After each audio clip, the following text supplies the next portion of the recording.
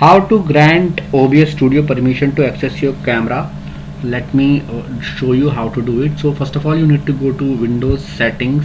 You need to go to Windows search and type in settings here, and you need to open this option, settings app. After that, you need to go to this privacy option. Just tap on this privacy, and herein from the left hand panel you can see these are the options. You can see camera is showing here. Just tap on this camera, and herein you need to click on this allow apps to access your camera. Just turn this option on. Scroll down once more, and herein you can find your OBS here. Allow desktop apps to access your camera. Just turn this option on as well.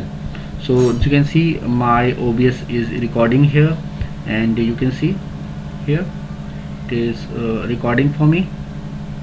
So what I need to do, I can open the camera as well, and it will not show any problem.